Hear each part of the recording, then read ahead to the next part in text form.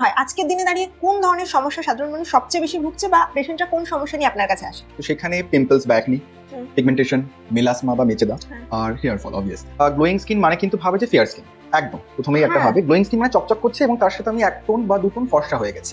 তো সেই আমাদের অ্যাড দিত বিভিন্ন ক্রিমে, হ্যাঁ 3-4 টোন ফর্সা হয়ে গেছে স্কেলের মধ্যে। তো সেটা কিন্তু কখনোই নয়। প্রথম দিকে বলে রাখি, গ্লোয়িং স্কিন মানে হেলদি স্কিন। আয়নার সামনে আপনি যখন গেলেন, মুখের মধ্যে কোনো দাগ থাকবে না, পিম্পলস থাকবে না, মুখের স্কিন কোথাও গিয়ে লিটল বিট রিঙ্কেল ফ্রি থাকবে এবং কোথাও গিয়ে হেলদি থাকবে। আপনার নিজের স্কিন দেখে ভালো লাগবে, আর কিছু নয়। That is called healthy skin. Skin tone যেটা রয়েছে বা ছোটবেলা থেকে মানুষের যা স্কিন টোন, সেটা কি ফেয়ার করা আদৌ সম্ভব? সত্যি কথা বলতে গেলে না, বাট যদি সেটা হয়েও থাকেন সেটা কিন্তু লং টার্ম নয়, একদম শর্ট টাইমের জন্য। যখনই আপনি প্রসিডিওর বন্ধ করবেন বা কোনো থেরাপি নিয়ে থাকলেন, সেটা বন্ধ করলে আবার আগের জায়গায় ফিরে যাবে। সানস্ক্রিন শুধুমাত্র রোদে বেরোলেই লাগানো উচিত, এই বিষয়ে আপনি কি বলবেন? এটাই একটা সবচেয়ে বাজে বিষয়। ফার্স্ট অফ অল, কোন ট্রিটমেন্ট করার আগে আমি আগে বলবো আপনার সৌন্দর্যতা আপনার নিজের কাছে। সানস্ক্রিন কিন্তু রাতের বেলা অ্যাপ্লাই করা উচিত। হেলদি স্কিন মানে কোথাও গিয়ে স্কিন যখন আপনি আয়নায় দেখবেন, আপনার নিজের দেখে ভালো লাগবে। 5 জন মানুষ কি বলবে তাতে কিছু যায় আসে না। সবকিছুই সময় আছে এবং ম্যাজিক ট্রিটমেন্ট কোনোটাই নয়।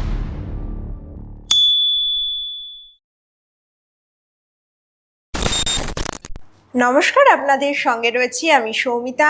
আপনাদের সবাইকে স্বাগত জানাচ্ছি অ্যাক্সলেপিয়া হেলথ পডকাস্টের আবার একটা নতুন এপিসোডে।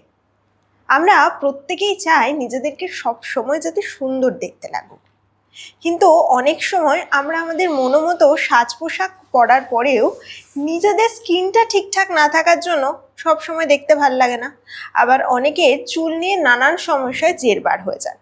কিন্তু এই সমস্ত সমস্যাকে পেরিয়ে যদি আমাদেরকে নিজেদেরকে একেবারে ঝকঝকে তকতকে হয়ে সবার সামনে প্রেজেন্ট করতে হয়, তাহলে কিন্তু অনেক সময় আমাদের বিশেষজ্ঞের পরামর্শ নিতেই হয়। আজকে আমরা আমাদের আলোচনায় এমন একজন মানুষকে পেয়ে গিয়েছেন, যিনি আপনার সমস্ত খুঁতগুলোকে ঢেকে দিয়ে আপনাকে একেবারে অন্য রূপে সবার সামনে প্রেজেন্ট করবেন। তিনি আমাদের সকলের ভীষণ প্রিয়, ভীষণ পরিচিত ডার্মাটোলজিস্ট এবং কসমেটোলজিস্ট ডক্টর সুদীপ সরকার। নমস্কার স্যার। নমস্কার। আপনাকে অ্যাক্সলেপিয়া হেলথে স্বাগত জানাচ্ছি। স্যার, প্রথমেই আপনাকে যে প্রশ্নটা করব, যেটা আমি সবাইকে বলে থাকি পডকাস্টে, কেমন আছেন আপনি? সত্যি ভালো আছি। আপনি কেমন আছেন? আমিও খুব ভালো আছি স্যার।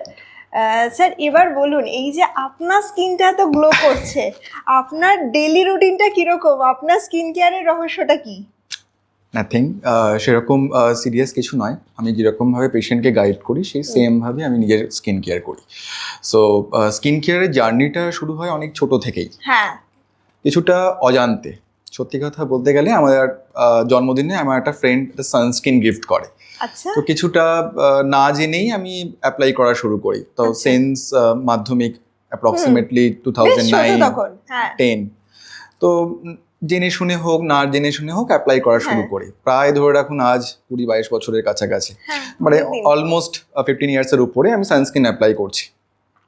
এবং কোথাও গিয়ে আমার মায়ের জেনেটিক্স খুব ভালো, অ্যাজ পার স্কিন রিকোয়ারমেন্ট আমি বলছি। তো সেই অর্থে স্কিন হয়তো গ্লোয়িং রয়েছে। যে আমি আহামরি কিছু করি বা আমার স্কিন নিয়ে বিশাল পরিচর্যা করি তা কিন্তু নয়।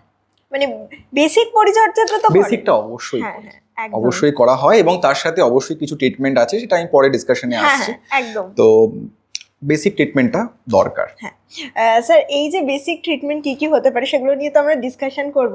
তার আগে একটা কথা বলুন, এই যে স্কিন কেয়ার নিয়ে কাজ করা এবং ডার্মাটোলজিস্ট হওয়া বা তারপরে কসমেটোলজিস্ট হওয়া, এটা কি আপনার ছোটবেলা থেকে কোথাও একটা ইচ্ছা ছিল? না, ছোটবেলা থেকে অবভিয়াসলি থাকে না। ক্লাস মাধ্যমিক থেকে শুরু করে উচ্চ মাধ্যমিকে কখনোই কেউ মাথায় ওটা নিয়ে চলে না। এক্স্যাক্টলি। সো প্রথমে ইচ্ছা ছিল ডাক্তার হব এবং ডাক্তার হওয়ার পরে এমবিবিএস চলাকালীন অবভিয়াসলি মেডিসিনের প্রতি একটা বড় ন্যাক থাকে। ইন্টার্নশিপ হাউসস্টাফশিপে মেডিসিনটা নিয়েই আমি এগিয়েছিলাম এবং কোথাও গিয়ে ইচ্ছাও ছিল। এবার কোথাও গিয়ে একটা সময়ের পরে ডিলেমা ক্রিয়েট হয়, মেডিসিন না ডার্মাটোলজি। প্রথম থেকে আমার কসমেটোলজিস্ট ব্যাপারটা খুব একটা ইন্টারেস্ট ছিল না, কিন্তু ডার্মাটোলজি সাবজেক্টটার প্রতি ইন্টারেস্ট ছিল। তো আফটার পিজি দুটো অপশন আমার হাতে ছিল, একটা ন্যাশনাল মেডিকেল কলেজে ডার্মাটোলজি অ্যান্ড এনআরএসএ মেডিসিন। তো কোথাও গিয়ে কিছু পয়েন্টসের উপরে বা কিছু চিন্তাভাবনার ক্ষেত্রে আমি ডার্মাটোলজিটা চুজ করি। তো তারপরে গিয়ে আমার স্কিন প্রতি ভালোবাসা বাড়ে এবং তার পরবর্তীকালে আস্তে আস্তে আমি কসমেটোলজি নিয়ে পড়াশোনা করি। এটাই হচ্ছে আসল রহস্য, আর কিছু না। যে প্রথম থেকেই যে ডার্মাটোলজিস্ট হব এরকম চিন্তাভাবনা কারোরই থাকে না, আমারও ছিল না। মানে ধাপে ধাপে যত ধাপে সময় ধাপে। গিয়েছে ধাপে ধাপে কাজে অবশ্যই। গিয়েছে। স্যার এবার একটুখানি সিরিয়াস আলোচনায় আমরা এক এক করে ঢুকবো। তো এই মুহূর্তে দাঁড়িয়ে আপনি এত মানুষের স্কিন নিয়ে কাজ করছেন, হেয়ার নিয়ে কাজ করছেন, কি মনে হয় আজকের দিনে দাঁড়িয়ে কোন ধরনের সমস্যা সাধারণ মানুষ সবচেয়ে বেশি ভুগছে, বা পেশেন্টরা কোন সমস্যা নিয়ে আপনার কাছে আসে? আচ্ছা, যদি আমি দুটো ভাগে ভাগ করে দেখি, তো যদি আমি ক্লিনিক্যাল পার্টটা হিসেবে দেখি, তো সেক্ষেত্রে ফাঙ্গাস ইনফেকশন, একজিমা, সোরিয়াসিস এগুলো তো রয়েইছে একটা। আর যদি অ্যাস্থেটিক পার্টটা দেখতে চাই বা ক্লিনিক্যালও সেটা বলা চলে, তো সেখানে পিম্পলস বা অ্যাকনি, পিগমেন্টেশন, মেলাসমা বা মেচেদা, আর হেয়ার ফল অবভিয়াসলি। তো এই চারটে পয়েন্টই ম্যাক্সিমাম পেশেন্ট আমার কাছে কনসাল্ট করতে আসে, এবং তার পরবর্তী যে সমস্যাগুলো, লাইক ধরুন অ্যাকনি স্কার হলো, পিগমেন্টেশন থাকলো, কিছু ট্যানিং, এবং তার যাবতীয় পরবর্তীকালে কমপ্লিকেশনসগুলো, সেগুলো কিন্তু অনেক সময় পেশেন্ট আসে। তো মেন দুটো ভাগে ভাগ করলে অ্যাস্থেটিক পার্টে পিম্পলস, পিগমেন্টেশন, মেচেদা বা হেয়ার ফল, অ্যান্ড ক্লিনিক্যাল পার্টে আপনার ফাঙ্গাস ইনফেকশন, একজিমা, সোরিয়াসিস। আপনি বেশ অনেকগুলো সমস্যার কথা বললেন, যেগুলো সাধারণত বহু মানুষের স্কিন রিলেটেড প্রবলেম। আজকের দিনে দাঁড়িয়ে তো একটা কথা আমরা খুব শুনি, সেটা হচ্ছে গ্লোয়িং স্কিন বা গ্লাস স্কিন। তো এই গ্লোয়িং স্কিন বা গ্লাস স্কিন, এটার মানে আপনি মেডিকেলি কিভাবে এটাকে ব্যাখ্যা করবেন?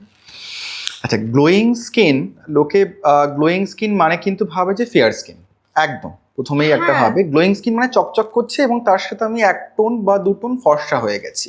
ওই সেই আমাদের অ্যাড দিত বিভিন্ন ক্রিমের, হ্যাঁ 3-4 টোন ফর্সা হয়ে গেছে স্কেলের মধ্যে। তো সেটা কিন্তু কখনোই নয়। প্রথম দিকেই বলে রাখি, গ্লোয়িং স্কিন মানে হেলদি স্কিন। হেলদি স্কিন মানে কোথাও গিয়ে স্কিন যখন আপনি আয়নায় দেখবেন, আপনার নিজের দেখে ভালো লাগবে, 5 জন মানুষ কি বলবে তাতে কিছু যায় আসে না।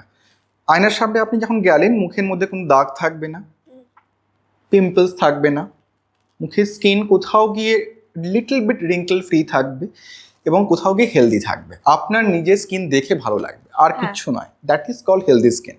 মানে গ্লোয়িং স্কিন মানেই হচ্ছে healthy skin, healthy skin, not fair skin বা any type of artificial skin নয়। হ্যাঁ, এই যে আপনি ফেয়ার স্কিনের কথা বললেন, এই প্রসঙ্গে আমি একটা কথা জানতে চাইবো, সেটা হচ্ছে সত্যি কি মানে কোনো মানুষের স্কিন টোন যেটা রয়েছে বা ছোটবেলা থেকে মানুষের যা স্কিন টোন, সেটা কি ফেয়ার করা আদৌ সম্ভব? সত্যি কথা বলতে গেলে না, সম্ভব নয়। মেডিকেল সায়েন্সে এখনো কিছু অ্যাডভান্সমেন্ট এসছে, সেটা টু সাম এক্সটেন্ট আপনার ফেয়ার করতে পারে, but not for long time. কিছু মলিকিউল, কিছু ইঞ্জেকশন, কিছু প্রসিডিওর হয়তো আপনাকে সাডেনলি না হলেও কিছু দিনের মধ্যে 1 টোন বা 2 টোন শেড ডাউন করতে পারে, সেটা ডিপেন্ড করে। তো সেক্ষেত্রে আমি কখনোই বলবো না যে ফেয়ার স্কিন অ্যাচিভ করা সম্ভব। মেলানিন কন্টেন্ট যা আছে আপনার শরীরে, যেরকম মেলানিন নিয়ে আপনি এসছেন, ইটস নট পসিবল যে আপনি সেই মেলানিন কন্টেন্টটাকে কমিয়ে ফর্সা হয়ে যাবেন। তো যাবতীয় যা যা প্রসিডিওর অ্যাভেলেবেল, সেটা কিন্তু কখনোই আপনাকে ফর্সা করে দিতে পারে না, পার্মানেন্টলি তো একদমই নয়। তো আপনার কিছুটা মেন্টালি, আপনি হয়তো আয়না দেখে মনে হতে পারে কিছু প্রসিডিওর করার পরে বা কিছু থেরাপি নেওয়ার পরে যে আমি ফর্সা হয়ে গেছি, বাট যদি সেটা হয়েও থাকেন, সেটা কিন্তু লং টার্ম নয়, একদম শর্ট টাইমের জন্য। যখনই আপনি প্রসিডিওর বন্ধ করবেন বা কোনো থেরাপি নিয়ে থাকলেন, সেটা বন্ধ করলে আবার আগের জায়গায় ফিরে যাবে। মানে এটা একেবারেই একটা ভ্রান্ত ধারণা, একদম কোনোভাবেই যে মানে নিজের স্কিন টোনটাকে পাল্টে আমি খুব ফর্সা হয়ে গেলাম, খুব চকচকে হয়ে গেলাম, ব্যাপারটা এরকম নয়। স্যার অনেকেরই তো কোনো ধারণাই থাকে না যে তার স্কিন টোনটা কি টাইপের। কেউ বলে অয়েলি স্কিন টোন, কেউ বলে ভীষণ ড্রাই, কেউ কারোর খুব সেন্সিটিভ হয়ে থাকে। তো কোনো একজন মানুষ তার স্কিন টোনটা কি সেটা নিজে বুঝবেন কি করে, নাকি নিজে বোঝার কোনো উপায় নেই? আচ্ছা, নিজে বোঝার উপায় তো আছে, কিন্তু সেটা কতটা সত্যি সেটা আগে জানতে হবে। হ্যাঁ দেখুন, বেসিক্যালি লেম্যান ল্যাঙ্গুয়েজে আমরা যদি বলতে পারি, তো 4-5 রকমের স্কিন টাইপ আছে। যেমন ধরুন normal skin, dry skin, combination skin, oily skin. আরও কিছু স্কিন আছে, যেমন ধরুন সেনসিটিভ, ম্যাচিওর স্কিন। তো এগুলো ডিটারমাইন করার কিছু উপায় আছে। তো সেক্ষেত্রে আমি উপায়টা থেকে আগে মেন ফ্যাক্টরের কথা বলবো, যে স্কিন টোন বা টাইপ কি একই রকম থাকে? থাকবে না। আপনি আজকে যেখানে আছেন সেখানে আপনি কালকে নাও থাকতে পারেন। আজকে আপনি কাশ্মীরে আছেন, কালকে আপনি রাজস্থান চলে গেলেন, একদম স্কিন টাইপও তখন চেঞ্জ হয়ে যাচ্ছে। তখন চেঞ্জ হবে। আপনার আজকে হরমোনাল কোনো প্রবলেম ক্রিয়েট হলো, রাতে ঘুম হলো না, বা জলের অ্যামাউন্ট আপনার কম ইনটেক করা হয়েছে, রোদের মধ্যে আপনি বেশি গেছেন, স্ট্রেস ফ্যাক্টর অনেক বেড়ে গেছে, খাওয়া দাওয়ার অনিয়ম হয়েছে, আপনার স্কিন টাইপ চেঞ্জ হবে। আচ্ছা, মানে স্কিন টাইপ চেঞ্জ হতে পারে এবং তার জন্য অনেকগুলো ফ্যাক্টর আপনার আচ্ছা থাকে। যেমন ধরুন আপনার সাপোজ আপনি পিসিওডি বা আপনার হরমোনাল কোনো চেঞ্জেস হচ্ছে, তো সেখানে কিন্তু সবার আগে স্কিন রেসপন্স করবে। অনেকে দেখবেন মেন্সের সময় বা পিরিয়ডের সময় পিম্পলস বেশি হয়, তখন আপনার ওই সময়টা মেবি আপনার স্কিন অয়েলি হতে পারে, আবার কিছুক্ষণের পরে বা কিছুদিন পরে আপনার স্কিন ড্রাই হতেই পারে। সাপোজ ধরুন আপনি আজকে ওয়েস্ট বেঙ্গলে রয়েছেন, হঠাৎ করে আপনি কাশ্মীর চলে গেলেন, সেখানে স্কিন ড্রাই হয়ে গেল, তার মানে আপনি টাইপটা কিভাবে ডিটারমাইন করবেন? সেটা তো সম্ভব নয়। তো ডিটারমাইন করার অনেক উপায় আছে, ইউটিউবে ইজিলি অ্যাভেলেবল, সেটা নিয়ে আমি আর কিছু বলছি না। ওই ফেস ওয়াশ করে টিস্যু ওয়াইপ দিয়ে মুখটাকে ওয়াইপ করে দেন ডিটারমাইন করা যায়, বাট সেটা প্র্যাকটিক্যালি কতটা ফিজিবল বা কতটা possible I don't know, but কিছু প্রসিডিওর অ্যাভেলেবেল আছে, তো কেউ করতে চাইলে ইজিলি ইউটিউব থেকে সে করতে পারে, অসুবিধা নেই। কিন্তু স্কিন টাইপ প্রথমেই ট্যাগ দিয়ে দেওয়ার আগে ভেবে রাখবেন যে skin type all time change হয়। পার্টিকুলার কোনো স্কিন টাইপ সবসময় থাকবে না, বছরে আপনার চেঞ্জ হবে, সিচুয়েশন থাকবে, আপনার স্কিন কীরকম আছে, কীরকম ডায়েটারি ফ্যাক্টর, আপনার স্লিপ হ্যাবিটাস কীরকম এবং কোন জায়গায় রয়েছেন তার হিউমিডিটির উপর কিন্তু ডিপেন্ড করছে। ওকে, থ্যাংক ইউ। স্যার এবার একটা কথা বলুন, এই যে আপনি বলছেন যে স্কিন টাইপ চেঞ্জ হয়ে যায় সিচুয়েশন ওয়াইজ, কোনো একজন মানুষ তিনি হয়তো ঠিকঠাকভাবে তার স্কিন টাইপটা কি সেটাই ডিটেক্ট করতে পারলেন না, তার উপরে বিভিন্ন ধরনের ক্রিম অ্যাপ্লাই করে যাচ্ছেন, লোশন লাগাচ্ছেন, এটা নিয়ে তো সমস্যা হতে পারে। হতে পারে, অবশ্যই হতে পারে। সাপোজ ধরুন কারো স্কিন ড্রাই হয়ে আছে, সাডেন ধরুন সে শীতকালে ড্রাই ফিল করছে, বাট তার মাথায় চলছে যে আমার তো স্কিন অয়েলি, তো অয়েল কন্ট্রোলিং যা যা দরকার সে ওই সময়টা ইউজ করে গেল, তো অবভিয়াসলি সেখানে তার প্রবলেম হবে। তো স্কিন টাইপ যেভাবে চেঞ্জ হবে প্রফেশনাল হেল্প নিয়ে বা আপনি যদি নিজে থেকে ডিটারমাইন করতে পারেন, তাতে কোনো অসুবিধা কিছু নেই, আপনি সেভাবে তাই প্রসিড করবেন। মানে বেসিক্যালি আমি যেটা ফলো করি বা আমি পেশেন্টকে যেটা বলি, বছরে অন্তত 2 বার স্কিন কেয়ারটা চেঞ্জ করা উচিত, অন্তত শীতকালে এবং গরমকালে। তো সেই অনুযায়ী স্কিন টাইপটা আপনার বুঝতে পারবেন, সেটা যদি আপনি প্রফেশনালি হেল্প নেন খুব ভালো, না হলে আপনি নিজে থেকেও চেঞ্জ করতে পারেন যদি আপনি নিজে এক্সপার্টাইজ হন বা নিজে থেকে চেঞ্জ করতে চান অবভিয়াসলি। স্যার অনেকেরই ধারণা থাকে যে অয়েলি স্কিন হলে একেবারেই ময়েশ্চারাইজার লাগানো যাবে না, এটা কি ঠিক? না, সেরকম কোনো ব্যাপার নয়। ময়েশ্চারাইজার কিন্তু সবারই অ্যাপ্লাই করা উচিত, ডিপেন্ডিং কার কীরকম স্কিন টাইপ এবং কীরকম সিচুয়েশন আছে সেই অনুযায়ী কিন্তু ময়েশ্চারাইজার অ্যাপ্লাই করা উচিত। অনেকে ভাবে যে আমার স্কিন অয়েলি বা স্কিন থেকে প্রচণ্ড ঘাম হচ্ছে বা পিম্পলস হচ্ছে, তার মানে আমি ময়েশ্চারাইজার স্কিপ করবো, তা কিন্তু নয়। স্কিনে হাইড্রেশনটা বিল্ড আপ করার জন্য কিন্তু আমরা ময়েশ্চারাইজার ইউজ করি, তো সেখানে আমাদের সবসময় দরকার স্কিনে হাইড্রেশন লেভেলটা মেনটেন রাখার জন্য সকালে এবং রাতে ময়েশ্চারাইজার অ্যাপ্লাই করা, এবং স্কিন টাইপ ওয়াইজ বা আপনার স্কিনে যেরকম ডিজিজ সেই অনুযায়ী আপনার কিন্তু ময়েশ্চারাইজার চেঞ্জ হবে, সেটা কিন্তু কখনোই স্কিপ করা উচিত নয়। হ্যাঁ, কিছু কিছু ক্ষেত্রে আমরা স্কিপ করতে বলি, বাট অল টাইম নয়। এমন নয় যে আমাদের অয়েলি স্কিন হলেই ময়েশ্চারাইজার স্কিপ করতে হবে। আচ্ছা স্যার, একই বিষয়, সেটা হচ্ছে সানস্ক্রিনের ক্ষেত্রেও অনেকেরই নানান ভুল ধারণা থাকে, সেটা দেখেছি। এবং আর একটা যেটা খুব গুরুত্বপূর্ণ প্রশ্ন, সেটা হচ্ছে সানস্ক্রিন শুধুমাত্র রোদে বেরোলেই লাগানো উচিত, এই বিষয়ে আপনি কি বলবেন? এটাই একটা সবচেয়ে বাজে বিষয়, মানে অনেক পেশেন্টকে আমি আগে থাকতে বলে থাকি, সব পেশেন্টকে আমি বলি ম্যাক্সিমাম, যে সানস্ক্রিনটা কিন্তু শুধুমাত্র বাইরে বেরোনোর জন্য নয়। সানস্ক্রিন মানে কোথাও গিয়ে আপনার ইউভিএ ইউভিবি এই দুটোকে প্রোটেকশন দিচ্ছে।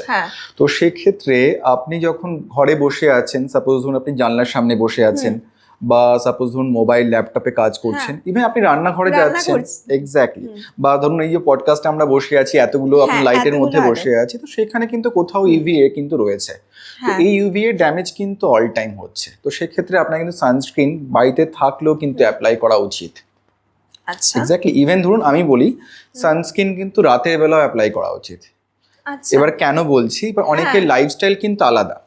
হ্যাঁ, কিছু ধরুন যারা পেশেন্ট থাকে আইটি সেক্টরে কাজ করে, তারা ইউএস ক্লায়েন্ট ডিল করে, তো ম্যাক্সিমাম তাদের নাইট ডিউটি থাকে এবং রাতের 10টার পর থেকে তারা ল্যাপটপ নিয়ে কাজ করতে বসে, তো সারা রাত তারা ল্যাপটপে কাজ করছে। তো ল্যাপটপে যখন সারা রাত কাজ করছে, সারা ঘরটা অন্ধকার করে বসে কাজ করছে, তো সেখানে ল্যাপটপে যে ইউভি রে গুলো সব কিন্তু আমাদের ব্লু লাইট যেটা বলি, সেটা কিন্তু আমাদের স্কিনে ড্যামেজ করছে। তো সেক্ষেত্রে আমি তাকে কিন্তু কখনোই বলতে পারবো না যে আপনি শুধু সকালেই সানস্ক্রিন মাখবেন, মানে যখনই স্কিনের এক্সপোজার হচ্ছে তখনই কিন্তু আমাদের অ্যাপ্লাই করতে হবে। সেটা বাইরে বেরোলেও লাগাতে হবে, সেটা ঘরে রান্না করলেও লাগাতে হবে। একদম। আচ্ছা স্যার, এই যে আজকের দিনে দাঁড়িয়ে সুন্দর হওয়ার জন্য মানুষ বহু ধরনের স্কিনের ট্রিটমেন্ট করাচ্ছেন, সেটা কখনো আমরা বোটক্সের কথা শুনছি, কখনো ফিলার্সের কথা শুনছি, বা এরকম প্রচুর কেমিক্যাল পিলিং এর কথা শুনছি। এই বিষয়গুলো নিয়ে আপনার কি মত? আচ্ছা, ফার্স্ট অফ অল কোন ট্রিটমেন্ট করার আগে আমি আগে বলবো আপনার সৌন্দর্যতা আপনার নিজের কাছে, যে দেখবে তার উপর সবচেয়ে বড় কথা। মানুষের মানসিকতা আপনি পরিবর্তন করতে পারবেন না, তো সেক্ষেত্রে Botox, filler, any kind of treatment secondary. আগে আপনাকে ভালো থাকতে হবে। ভালো থাকার জন্য আপনার আগে নিজের মানসিক এবং শারীরিকভাবে সুস্থ থাকতে হবে। সেটা যদি ঠিকঠাক থাকে অবভিয়াসলি আপনার স্কিন এমনিই গ্লো করবে। এবার তার সাথে আপনার যদি কোনো ট্রিটমেন্টের প্রয়োজন হয় সেটা আপনি পরামর্শ নিয়ে করতে পারেন। এবার আমি ট্রিটমেন্ট নিয়ে একটু আসছি। বোটক্স, ফিলার, কেমিক্যাল পিলিং এগুলো তাদের জন্য, বা সেগুলো করা তখনই প্রযোজ্য যখন আপনার স্কিন খুব ভালো থাকবে।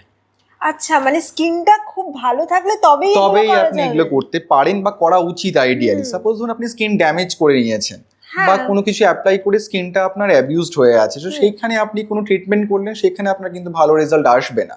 সাপোজ ধরুন আপনি স্টেরয়েড অ্যাপ্লিকেশন করলেন, বা সাপোজ ধরুন আপনার স্কিন অনেকদিন ধরে ড্যামেজ, আপার লেয়ার ড্যামেজ হয়ে আছে, সেখানে আপনি বোটক্স, ফিলার করলেন বা any kind of chemical peeling করলেন, তখন কিন্তু আপনার অ্যাডভার্স রিয়াকশন হবে।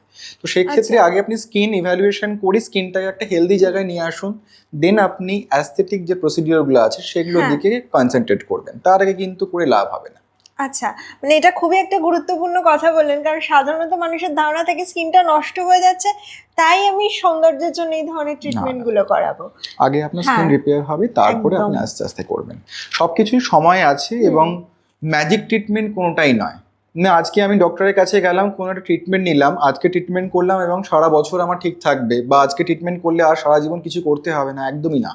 কোনো ডক্টর বলতে পারবেন না যে আমার ট্রিটমেন্ট করার পরে বা কোনো প্রসিডিওর করার পরে স্কিন সারা জীবন ভালো থাকবে, বা পিম্পলস আপনার কমে যাবে, কোনোদিন রিঙ্কেলস পড়বে না, দাগ হবে না, ঘাম হবে না, আপনার স্কিনে এজিং ফ্যাক্টর বাড়বে না, কখনোই নয়। স্কিন আপনার প্রত্যেক দিন বয়স বাড়ছে, এজিংটা যাতে গ্রেসফুলি হয়, স্কিন যেন হেলদি থাকে, সেক্ষেত্রে আমাদের স্কিন কেয়ার, ডায়েট এবং মানসিক এবং ফিজিক্যাল ভাবে আপনাদের সক্ষম হতে হবে। একদমই তাই স্যার। আপনি এই যে বারবার করে মানসিকভাবে এবং শারীরিকভাবে সুস্থ থাকার কথা বলছেন, একটা কথা বলুন তো, যে এই স্কিনটা ভালো রাখার জন্য ঘুম বা স্ট্রেস এগুলো কি কোথাও গিয়ে কোনো ফ্যাক্টর হতে পারে? অবশ্যই অবশ্যই। সবার আগে আমি বলি যে স্কিন কেয়ার করতে হবে না, আগে আপনি ঘুম, খাওয়া দাওয়া এগুলো আগে মেনটেন করুন। আজকে যদি আমার 3 ঘন্টা ঘুম হয়, রাত 3টে পর্যন্ত আমি জেগে আছি, তারপরে সকালবেলায় আমি 6টার মধ্যে উঠে পড়ছি, এক্সারসাইজ একদম করছি না, ডায়েট ফ্যাক্টরটা প্রচন্ড বাজে, আপনার স্কিনে যত ভালো সিরাম, যত ভালো প্রসিডিওর করুন, আপনার কোনো লাভ হবে না। আপনার ঘুমের যে ডেপ্রিভেশন হচ্ছে, স্লিপ ডেপ্রিভেশনটা হচ্ছে, সেটা আপনি বুঝতেই পারবেন, সবাই আপনাকে বুঝতে পারবে যে তোর ঘুম হয়নি, কি স্কিনটা এরকম বাজে লাগছে কেন। তখন কিন্তু ডক্টরের কোনো স্কিন রেজিমেন্ট ফলো করে কোনো লাভ হবে না। সবার আগে আপনাকে ফিজিক্যালি, মেন্টালি ফিট থাকতে হবে। একদম। স্যার, আমরা তো স্কিন নিয়ে অনেক আলোচনা করলাম আজকে, এবার যদি আমরা একটু হেয়ার কেয়ার নিয়ে কথা বলি। অবশ্যই। হেয়ার কেয়ারের ক্ষেত্রে এই মুহূর্তে সব থেকে বেশি কোন কোন সমস্যাগুলো আপনি খেয়াল করছেন কাজ করতে গিয়ে? অবশ্যই হেয়ার ফল, আর কিছু নয়। হেয়ারের ক্ষেত্রে হেয়ার ফল আর হেয়ার গ্রোথ হচ্ছে না, এই দুটোই হচ্ছে মেন সমস্যা। তো সেখানেই এই দুটো নিয়েই আমাদের কাউন্টার করতে হয়। আচ্ছা, এটা কি স্ক্যাল্পের শুধু কোনো সমস্যা, নাকি ভিতরে শরীরের কোনো সমস্যার কারণে এই ধরনের সমস্যাগুলো হতে পারে? এবার দুটো কারণেই হয়, স্ক্যাল্পের জন্য হতে পারে এবং শরীরের ইন্টারনাল প্রবলেমের জন্য হতে পারে। মেনলি আমি যেটা ফোকাস করি, তো হেয়ার ফলের জন্য কিন্তু ইন্টারনাল সমস্যাটা সবচেয়ে বেশি দায়ী। তো আমরা অনেক সময় ভাবি যে স্ক্যাল্পে কোনো ম্যাসাজিং করলে বা কোনো থেরাপি নিলে বা any kind of lotion, shampoo বা এনি কাইন্ড অফ কন্ডিশনার কিছু অ্যাপ্লাই করলে হেয়ার ফল বা এনি কাইন্ড অফ হেয়ার গ্রোথের দিকে আমাদের হেল্প হবে, কখনো না। ইন্টারনাল পার্ট কিন্তু আমাদের কারেকশন করতেই হবে। মাথায় রাখতে হবে যে এই যে হেয়ার ফল হচ্ছে, হেয়ার রুটের মধ্যে ব্লাড সাপ্লাই যাচ্ছে, ব্লাড সাপ্লাই দিয়ে আপনার নিউট্রিশন, হরমোনসগুলো যাচ্ছে। তো সেখানে যদি নিউট্রিশন বা হরমোনসের কোথাও গিয়ে গন্ডগোল হয়, তাহলে কিন্তু হেয়ার থাকবে না। সবার আগে কিন্তু হেয়ার ফল হবে, এটা কিন্তু কোথাও গিয়ে আপনার আর্লি সিগন্যাল যে হেয়ার ফল হচ্ছে, সামথিং ইজ হ্যাপেনিং দেয়ার, সেটা আমাদের আগে কাউন্টার করতে হবে। সেখানে কোথাও গিয়ে একটা হরমোনাল ইস্যু হয়ে যেতে পারে, হতে পারে হরমোনাল ইস্যু হতে পারে, নিউট্রিশন ডেফিসিয়েন্সি হতে পারে, ইন্টারনাল প্রবলেমটাকে কাউন্টার করা দরকার। হেয়ার ফল হচ্ছে মানে স্ক্যাল্পই শুধু আমি ট্রিটমেন্ট করবো তা কিন্তু নয়, কোথাও গিয়ে ইন্টারনাল ফ্যাক্টরগুলোকেও আপনাকে কাউন্টারে আনতে হবে। স্যার, এই যে অয়েল ম্যাসাজ, যেটা ছোটবেলা থেকে অনেকের ক্ষেত্রেই বাড়িতে করা হয়, ঠাকুমা দিদিমারা যে ঘরোয়া জিনিসপত্র দিয়ে অয়েল ম্যাসাজ করে দেন, আজকের দিনে দাঁড়িয়ে সেটা কতটা এফেক্টিভ বলে আপনার মনে হয়? আচ্ছা দেখুন, অ্যানশিয়েন্ট কিছু থেরাপি আছে যারা অ্যাপ্লাই করে থাকে, ডিবেটেবল এখানে।